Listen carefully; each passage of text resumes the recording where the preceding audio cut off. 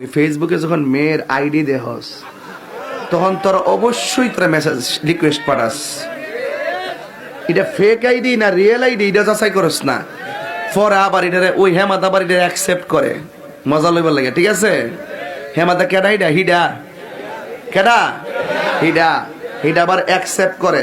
Accept কইরা পরে আবার তে মেসেজ পাঠা, হাই ভালো মেয়ে হইলে কইবা আমি নাই। আর যে বালা না হ তাইলে কইবা কে বলছেন, কে বলছেন? আমি মানিক বলছি। আপনি কে? আমি সুইটি বলছি। এই যে একটা প্যাচ লাগলো প্রথম দিন, দ্বিতীয় দিন আসলে সুইটি কিনা অডিওতে একটা কল দেই। বাস্তব কথা বলছি, তোর ভিতরে কথা বলতেছি। আমি মানুষের মনের মাধুরীতে মিশে কথা বলি, ঠিক কিনা বল? আমি তোরা রক জানি না। এরপর রাত্রে মেসেজ যখন কইছে ওকে হয়ে গেছে গা, একটা অডিও কল দে। যখন দেখে ফোনটা ঠিক একটা মেয়ে ধরে ফেলাইছে, মোটামুটি কলটা ঠিক আছে। এরপরে 3 দিন পরে ইমোশন দেখেন, আসলে কি অডিওতে কথা বলেছি তো আপনার সঙ্গে কি একটু ভিডিও কলে কথা বলতে পারি না, কিন্তু পাই, মানে খুব শুদ্ধ করে কথা বলে না পাই। মেয়ে বলে অসুবিধা নেই, আপনি তো কাছের মানুষই। এই যে দুইজন দেখলো, ঠাস করে কি করছে, একজন আরেকজনের ভিডিও কল দিয়ে স্ক্রিনশট রাখছে। কি শট রাখছে? এরপরে পরের দিন আমার মোবাইলে টাকা নাই, 500 টাকা দেন। পরে সে টাকা দেয় না, টাকা দিতে না, ছবিটা কিন্তু স্ক্রিনশট দেওয়া আছে স্যারেদের মধ্যে ফেসবুকে। এই ব্ল্যাকমেইল করছে, এই ব্ল্যাকমেইল কইরা তারে 500 নিচে, 1000 নিচে, এইভাবে বহু সুখের গড়ে দুঃখের আগুন লাগছে। স্ট্যান্ডার্ড জীবন হুমকির মুখে পড়ে গেছে এই মোবাইল আর অনলাইনের মাধ্যমে। আপনি রাগ করে লাভ না, আমি বলছি 4টা জিনিস লাগবে। কয়টা? যদি ঈমান ঠিক থাকে তাহলে তোমার নিজের বোনকে যে শ্রদ্ধা করবা, আরেকবার বোনকে সেই শ্রদ্ধা করবা। যদি ঈমান আমল ঠিক থাকে, নিজের বোনকে ক্ষতি করা যেমন তোমার কাছে অপছন্দনীয়, ঠিক আরেকজনের ভাই বোনকে ক্ষতি করা তোমার কাছে অপছন্দনীয় হতে হবে। ঠিক কিনা?